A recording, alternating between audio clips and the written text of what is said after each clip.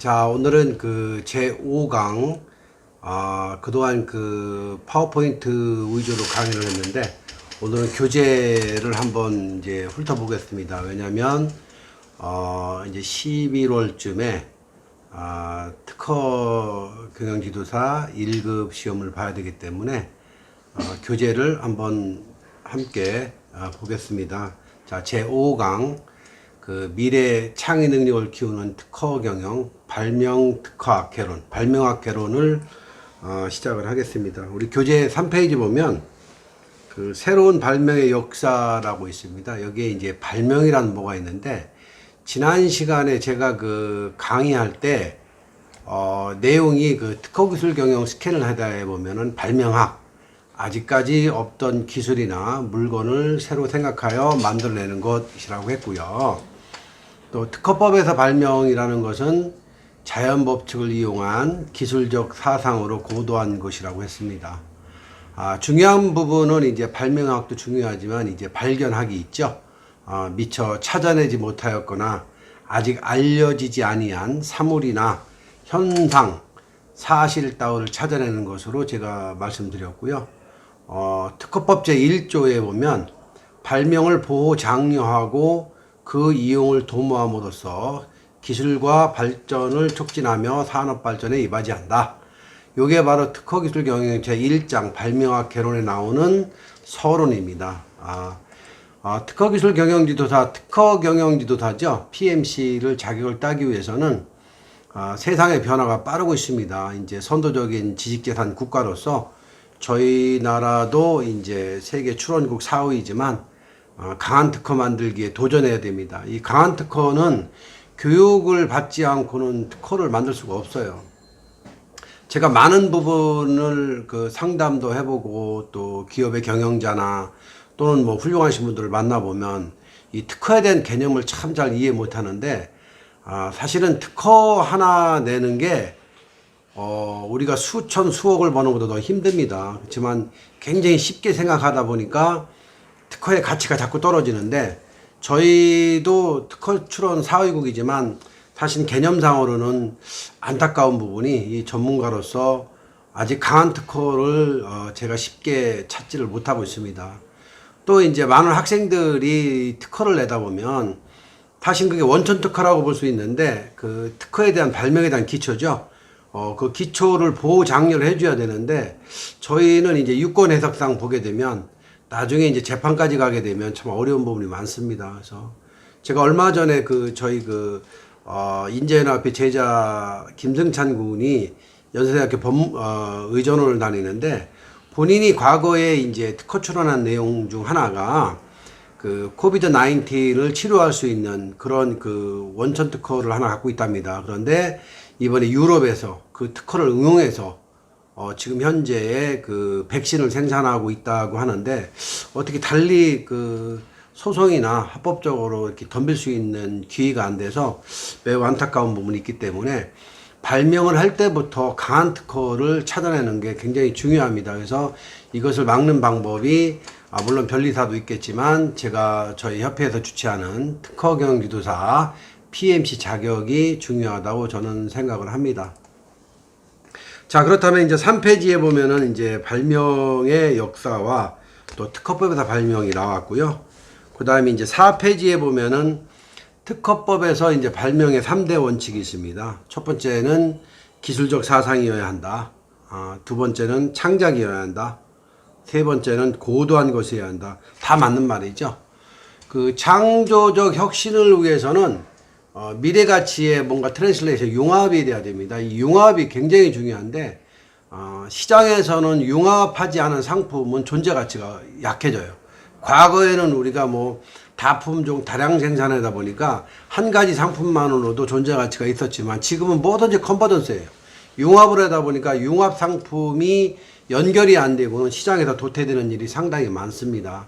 하지만 이 컨버전스 브릿지에 대한 내용도 중요하지만, 과연 이제 이 발명을 통해서 특허를 내고 또 이제 이 특허를 가지고 또는 창업을 할 때는 굉장히 용기가 필요합니다. 이 용기를 여러분들이 이제 감내해야 되는데, 그 흔한 예로 제가 이 한 가지 특허 창업을 해서 성공한 학생을 보면은 기사에 나와 있는 내용입니다. 19살에 창업한 부산 소녀, 24살에 매출액이 50억. 물론 이제, 희한 얘기지만, 이 사회적인 이슈를 많이 탄 거죠. 말하자면 소비성, 니즈, 소비자가 원하는 거를 빨리 캐치해서 이제 화장품, 맞춤형 화장품 사업을 했다고 생각하는데, 지금 현재에 이제 1인 창업에서 성공한 부분이, 요 근래 와서는 뭐 우리가 플랫폼도 많이 활용하죠. 플랫폼을 활용한 1인 창업, 뭐 화장품이라든가 또는 액세서리 또는 뭐 여성용품 또는 어린아이 용품 요런 쪽으로 창업을 많이 합니다. 근데 요거는 제가 봤을 때는 기술 창업이라고는 할 수 없지만 저는 그 소녀들이 또는 여학생들이 이 발명을 기초로 해서 창업을 했다는 걸 대단히 존경스럽게 생각합니다. 왜냐하면 이 창업을 한다는 것은 용기가 중요하다고 그랬죠. 여러분들도 용기 있는 새로운 이노베이션이 꼭 필요하다고 생각합니다. 자, 4페이지에 이제 발견과 발명이 지나갔고요. 저 5페이지에 보면은 제가 중간쯤에 인간은 동물과 달리 색다른 일을 하고자 하는 욕구가 있다 이렇게 얘기했습니다. 인간과 동물의 차이가 상당히 많겠죠. 가장 중요한 부분이 인간은요, 신규성을 찾아요. 그 다음에 도전정신이 있어요. 알게 모르게 엔돌핀이 도전정신이 나오는 거죠. 이런 도전정신을 갖고 하는 것이 바로 창업이고 발명입니다. 제가 알고 있는 이제 성공한 분들을 보면 창조적 인재가 창조경을 완성한다. 다시 말해서 학습 DNA가 충분한 분인데 이 창조적 인재 양성이라는 걸 다시 말하면 발상의 전환이 있는 사람이죠. 무의미하게 그냥 뭐 지나는 사람들 보면 발상의 전환이 없어요. 뭔가 생각을 한 거를 가지고 뭔가 실행하는 거죠. 미리 준비하면 이루어지고 준비가 없으면 쓰러진다는 우리 이순신 장군의 말씀이 있습니다. 일본에 가면은 아키하바라에 가면은 무수한 전자제품이 있습니다. 하루에도 신제품이 어마어마하게 나오죠. 그런데 잘 아시겠지만 나카마스 요시로 박사라는 분이 있는데 저희 나라는 안타깝게도 뭐 골프를 잘하든가 아니면 축구를 잘하든가 요 근래에 와서는 뭐 이렇게 트로트를 잘하면은 동네 마을도 그 사람의 이름을 따서 짓고 또 뭐 그 마을에 무슨 뭐 아주 굉장히 훌륭한 인물이 났다고 이렇게 칭하하는 지자체가 많은데 일본 같은 경우는 뭐라 그럴까요? 발명 마을이라는 게 있습니다. 나카마스 요시로 박사가 에디슨보다 더 많은 발명을 했는데 이분의 그 마을이 바로 나카마스 요시로 마을이라고 합니다. 학습으로 가게 되면은 뭐 동경이 굉장히 큰 일본의 수도지만 그 교토라는 데 가면 교토대학이라고 있습니다. 교토대학에서는 발명연구소가 있는데 무려 그 노벨 물리학상이 8분이나 나왔죠. 제가 한번 교토대학을 방문해 본 적이 있는데 충분히 저는 뭐 이해할 수가 있었어요. 뭐 오사카 대학도 있었지만 교토대학이 굉장히 상징적이었는데 교토대학에는 뭔가를 프로젝트를 할 때 기업과 교수님과 학생이 3자 공동 프로젝트를 하더라고요. 근데 이 프로젝트가 우리나라처럼 뭐 몇 개월에 끝나는 프로젝트 아니고 보통 뭐 2년, 길게는 10년까지 연구하는 프로젝트예요. 그러다 보니까 이 프로젝트를 끝날 때쯤 되면은 그 참여했던 학생이 전문가가 되는 것이고 이 학생이 다시 자기 후배를 끌어들이는 그런 이제 가치 밸류가 되는 것을 보고 제가 굉장히 존경스러웠던 것을 느끼고 있습니다. 우리는 무엇이든지 새로운 것을 발명할 때는 사물에 대한 관찰이 필요합니다. 또한 실수의 법칙도 있다 그랬죠. 실수를 또 이해를 해야 됩니다. 우리가 실패가 없이 성공할 수 있을까요?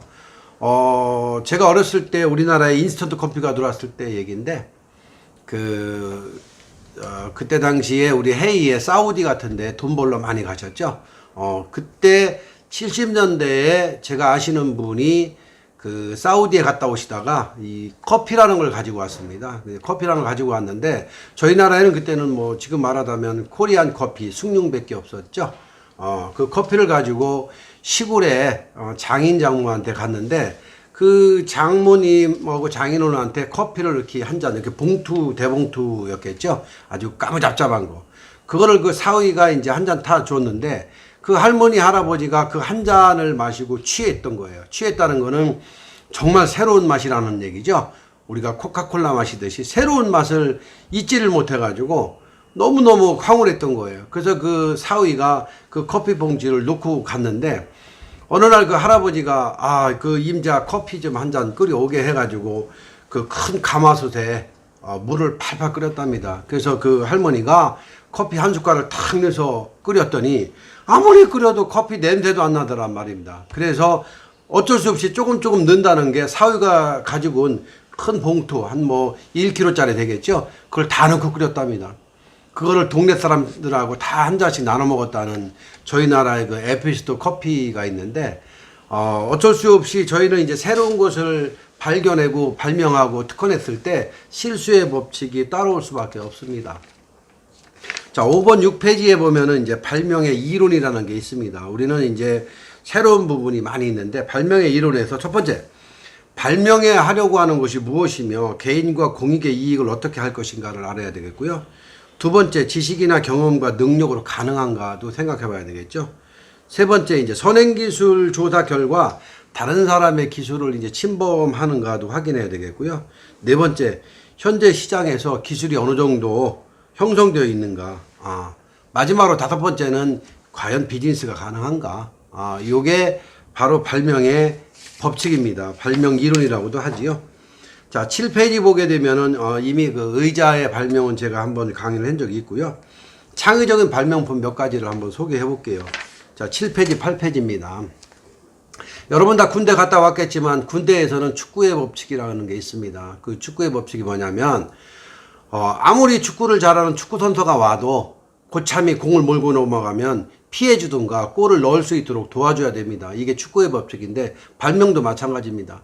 이 강한 사람이 발명을 해서 강하게 대들 때는 저희가 그 약한 사람은 그걸 이길 수가 없습니다. 그래서 새로운 이제 발견의 법칙이 나오는데 너무 아주 훌륭한 큰 아주 그 첨단적인 거를 발명하려고 하지 마시고 아주 가벼운 발명품을 몇 가지 보면 여러분 잘 아는 찍찍이라는 거 있죠.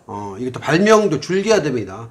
굉장히 줄기는 발명을 함께 하는데 등산을 많이 가보셨겠지만 내가 만약에 설악산을 올라갈 때 군장을 메고 올라간다고 생각해 보십시오. 얼마나 힘들겠습니까? 정말 힘들겠죠? 그런데 만약에 뭐 이렇게 좋은 분하고 놀러 간다고 생각하십시오. 등산 백을 메고 산 정상에 올라가서 뭔가 맛있는 거를 나눠 먹는다고 생각해 보십시오. 얼마나 즐겁겠습니까? 그래서 발명 자체도 굉장히 즐겁게 한다면 꼭 뭔가 하나 이루어질 수 있을 거라고 생각합니다. 다만 대충의 법칙은 하면 안 되겠죠. 벨벳 같은 경우도 1955년도에 그 특허가 등록돼 있는데요. 발명은 스위스에서 했습니다. 이게 요즘 우리나라 찍찍이라고 하죠. 굉장히 많은 분들이 사용하죠. 여러분 타이어도 이 종류별로 있는데 지금은 이제 그 트랜스포밍 타이어가 있습니다. 타이어가 가다가 나름대로 물론 이제 무주부 타이어도 있고 많이 있겠지만 이게 다 바뀌어가는 거죠. 타이어는 사실은 뭐 과거에 손수레 마차에나 이용했던 거죠. 이게 불어로 뭐 타이어로 표현했던 거를 이제 묶다. 뭐 처음에는 이제 테일러에다가 나중에 이제 뭐 우리가 묶을 때 완타이어 뭐 완텍 이렇게 하는 것 같은데 그 묶다 완타이 뭐 투타이 할 때 그래서 타이어가 됐다고 하는 이야기가 있습니다. 10페이지 보게 되면은 요즘에 우리가 항생제 얘기가 많이 나오죠. 코비드 19 때문에 굉장히 많이 나오는데, 이 알렉산더 플레밍이라는 사람이 곰팡이 박테리아균을 가지고 페니실린을 발명했다고 되어 있습니다. 물론 이제 특허 출원은 미국에서 플로리가 출원을 했죠. 선출원 제도다 보니까 뭘 발명했다고 해서 그게 내게 아니라 저희는 이제 상호주의 선출원 제도가 있습니다. 그래서 요거를 잘 확인해야 되는데 이 특허 제도는요. 특허성을 갖춘 발명의 내용을 공개한 사람에게 그 공개의 대가로 그 발명에 대하여 일정 기간 동안 특허권을 부여하는 겁니다. 그래서 내가 발명을 했다고 해서 그게 구체적으로 특허화되지 않으면 내게 아니라는 얘기죠. 다시 말해서 발명의 구체적인 내용은 그 발명의 실체를 어떻게 어느 정도로 표현하는지 등에 따라서 달라질 개연성이 있다는 겁니다. 그래서 영국의 스위스에서 플레밍이라는 분이 이거를 처음에 그 천연 물질인 박테리아 균체를 가지고 페니실린을 추출했지만 특허는 페니실린이라는 용어로 인하여 플로리가 특허 출원을 했습니다. 요즘에 어떻습니까? 대한민국 그 코비드 19 뭐 7, 8개 업체에서 뭐 코비드 백신 또는 치료제를 많이 개발하고 있는데 모두가 바이오 시뮬러에서 2차 추출물로 하고 있죠. 2차 추출물로 나온 용도에 틀리다면은 그것도 엄청난 발명입니다. 아마 어느 기업인지 모르지만 결국은 대박 나겠죠.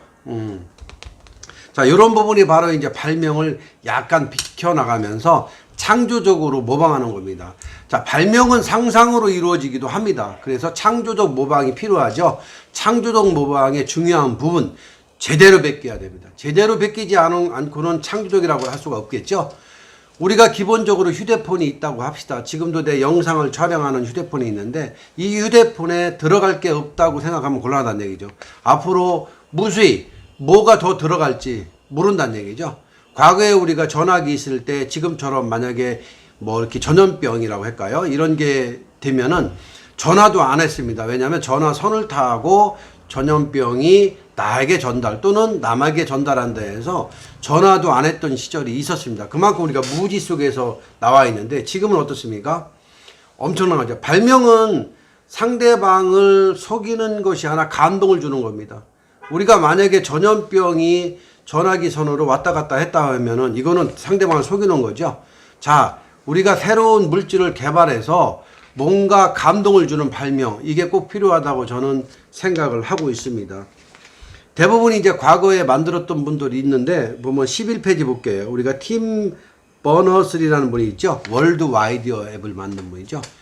1955년생이니까 연세도 얼마 안 들으신 분인데 이분이 그 세계를 하나로 묶고 있는 프로토콜을 만든 월드 와이드 웹 방식인데 프로토콜 방식으로 영국 옥스퍼드대 퀸즈 칼리지에서 물리학을 전공했었죠. 만약에 그런데 월드 와이드 웹을 만들어 가지고 돈을 받았다.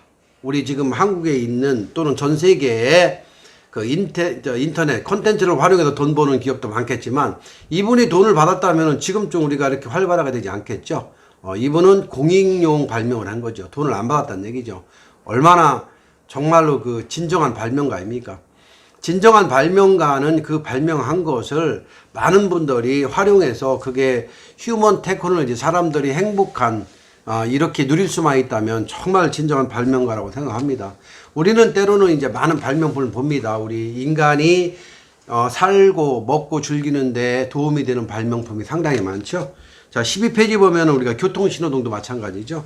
과거에 이제 만들었던 한국에 맨 처음에 들어왔던 게 100년이 넘었다고 합니다. 1914년도에 재봉틀 수리기사였던 흑인 가렌 모건이라는 사람이 미국에서 발명을 했는데 저희 나라에는 이제 1922년도에 지금 그 방식이 아니라 과거에 이제 뗄랭뗄랭 하는 방식이 이제 들어왔다고 하죠. 우리나라에 1940년도에 들어왔나요? 1940년도에 기차역 같은 데 보면은 딸랑딸랑해서 올라가는 게 있는데 이게 들어왔다고 하는데 요즘에는 무슨 뭐 이렇게 모래시계 또는 뭐 디지털 또 기타이야 많이 나와 있죠. 얼마 전에는 제가 보니까 이제 중국에서 자동 주차 시스템이라고 자동차가 여성분들이 운전을 잘 못하죠. 차가 이게 뭐 파킹랏에 딱 들어가면 알아서 주차해주는, 어떻게 보면 우리 지금 파레트 주차장과 똑같아요. 우리 이제 타워 파킹에 보면 차를 탁 집어넣으면 알아서 갖다 주듯이 수평 호리존탈 주차 파킹에 땅이 넓으니까요. 중국 같은 데는 넓으니까 그냥 입구에 갖다 놓으면 그 파레트가 알아서 주차 파킹 해주고 내가 번호 땡기면 온다는 게 있고요.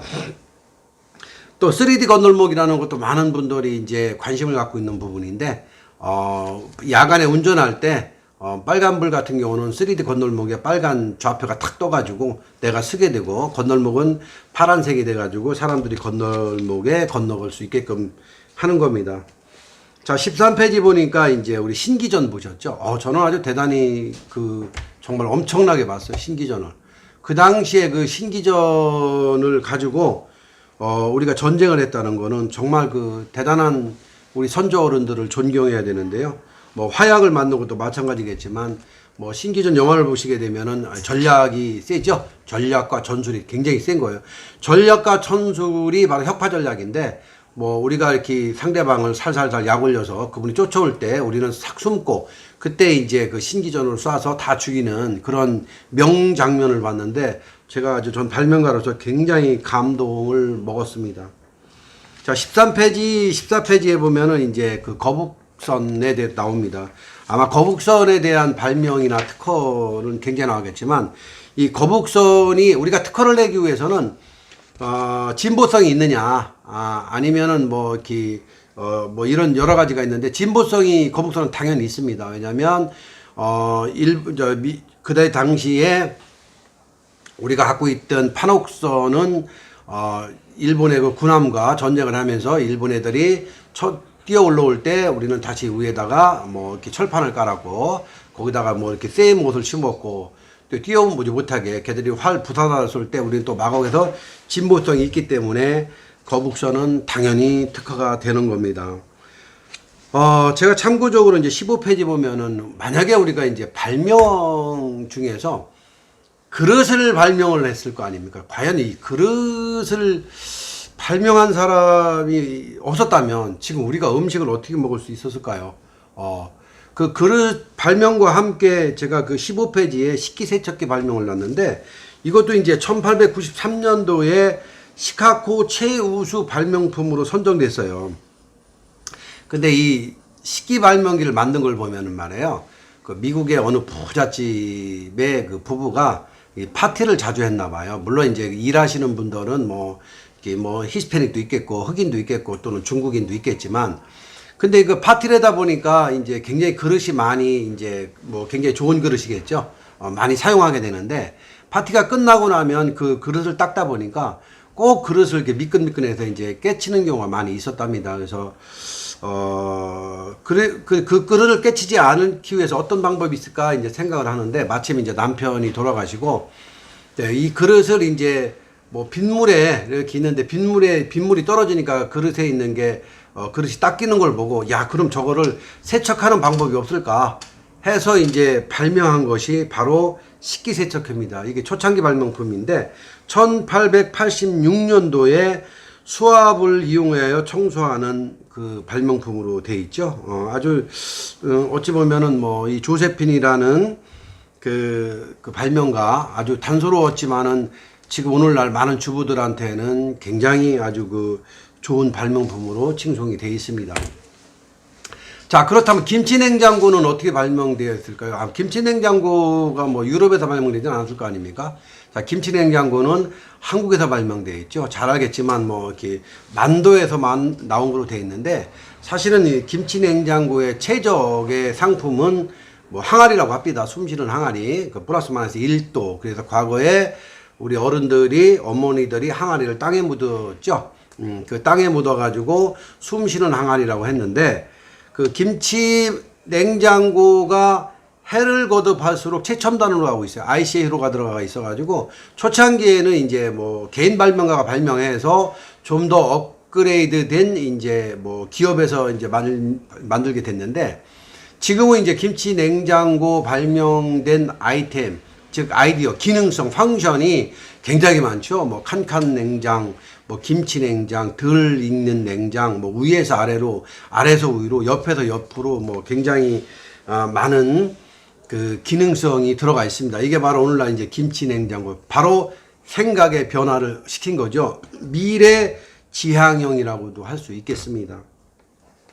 자, 책의 15페이지, 16페이지 보면 이제 통조림이 나오는데, 저는 이 통조림을 실제 이제 과거에, 위에 입구가 없는 캔 뚜껑이 없어서 뭐 이렇게 칼로 막 이렇게 탁탁탁 쪄가지고, 캔 뚜껑을 열어본 경험이 있는데, 충분히 이해가 갑니다. 왜냐면은, 전쟁 당시에 이 통조림이 발명됐는데, 당시에는 이제, 프랑스 황제 나폴레옹이 어떻게 하면 전쟁에서 오래 군인들이 먹을 수 있는 그 뭐라 그럴까 저장할 수 있는 게 없느냐 해서 이거를 이제 아이디어를 찾기 위해서 뭐 지금 같으면 혁신적인데 산업장려협회라는 거를 설립했죠.